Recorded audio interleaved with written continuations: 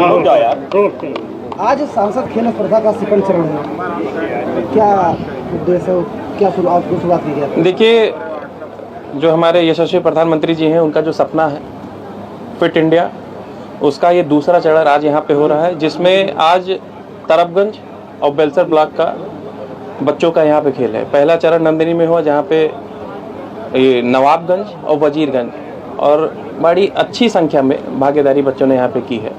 और रजिस्ट्रेशन जो लोकसभा में मेरा हुआ है, अभी तक 70,000 पार। 200 मीटर और ये जो संकल्प है प्रधानमंत्री जी का, मैं, मेरा परिवार और मेरी लोकसभा उसके लिए संकल्पित है। जिस तरह से युवा भटके हुए हैं आजकल नशे में लेके, और भी किस तरह से लोग गलत एक्टिविटी में चल रहे हैं, क्या संदेश? पहली बार कोई प्रधानमंत्री हुआ इस देश में जो युवाओं के लिए सोच रहा है, किसानों के लिए सोच रहा है। अभी आप देख लीजिए, जीएसटी का सारा प्रोग्राम चल रहा है, युवाओं के लिए सोच रहा है, किसानों के लिए सोच रहा है और विकसित भारत के लिए सोच रहा है। और जब युवा फिट रहेगा, देखिए खेल हमको मानसिक के साथ साथ शारीरिक भी हमको मजबूत करता है। और 65% आबादी युवा है, और जब हम इनको ही मजबूत करेंगे तो हमारा देश भी आगे जाएगा। और प्रधानमंत्री जी वो कर रहे हैं और हम लोग उसमें अपने अपनी भागीदारी निभा रहे हैं। सांसद जी, बहुत से ऐसे गांव हैं जहां मैदान नहीं बच्चों को खेलने के लिए, ऐसे में क्या आपकी पहल रहेगी, क्या कुछ रहेगा कि ताकि उन लोगों को? देखिए, मुझे मौका मिला, मैं 7-8 दिन के अंदर मैं यहाँ से सांसद चुन के गया, और सबसे पहली बात मैंने खेल मैदान की रखी। मैं खिलाड़ी हूँ, मेरे पिता खिलाड़ी, हम सब स्पोर्ट से हमेशा जुड़े रहे। अभी आप लोग की चीज़ बताना चाहूँगा कि नंदिनी में जब पहला इसका चरण था, उसमें मेरे बच्चों ने भी भागीदारी की, और फाइनल यहाँ पे होगा, बच्चे भी रहेंगे उसमें। अभी छोटे बच्चे हैं, 7 साल 12 साल के। तो हम लोग का पहली प्राथमिकता खेल मैदान है, और सरकार भी प्रयास कर रही है, हम भी प्रयास कर रहे हैं। एक बढ़िया स्तर का खेल स्टेडियम यहाँ पे लोकसभा में आएगा। सर, जिस तरीके से बिहार में 65 लाख वोट हटाए गए चुनाव आयोग के द्वारा, राहुल गांधी कह रहे हैं कि चुनाव आयोग निष्पक्ष काम नहीं कर रहा, आप क्या? नहीं, वो देखिए, वो 65 लाख वोट कोई बीजेपी ने हटाए नहीं, वो चुनाव आयोग ने हटाए हैं। अब उसमें कोई क्या बोलता है, ये उनकी मानसिकता है, उनकी यही राजनीति है, अब इस पर कुछ कहा नहीं जा सकता। इस तरीके बाबा बागेश्वर लगातार बोलते रहते हैं बेबाक, उन्होंने इस बार कहा है कि हिंदू राष्ट्र बनना ही चाहिए। हाँ, हम सब भी तैयार हैं हम सब भी। सांसद जी, पहले चरण में आपने कहा था, जब बाइट ली गई थी खेल कूद के माध्यम से, कि खेलों को कूदोगे तो होगे नवाब।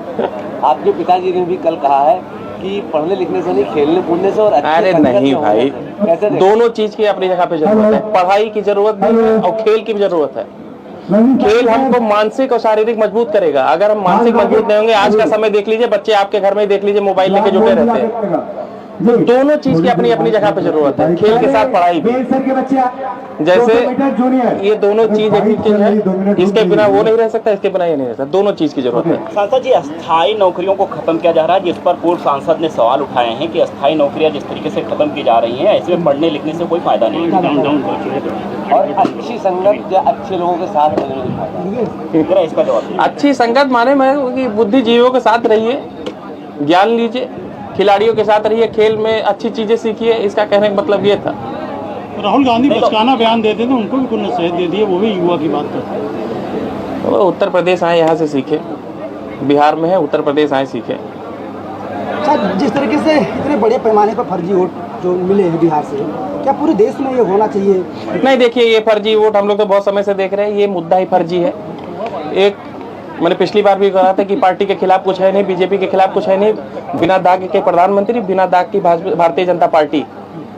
तो जब कोई मुद्दा ही नहीं थी, छोटी छोटी बातों पे बगला के सबको, चुनाव अब नजदीक है, यही करने की कोशिश कर रहे हैं। तो ऐसे में बसपा शक्ति प्रदर्शन करने जा रही है, क्या कहेंगे इस पर? लखनऊ में 9 तारीख को शक्ति प्रदर्शन। देखिए, बसपा का एक समय था, अब हमारे हिसाब से दिखती तो नहीं है। अब शक्ति प्रदर्शन करे भाई, हर किसी, सब किसी को आज़ादी है, करे शक्ति प्रदर्शन।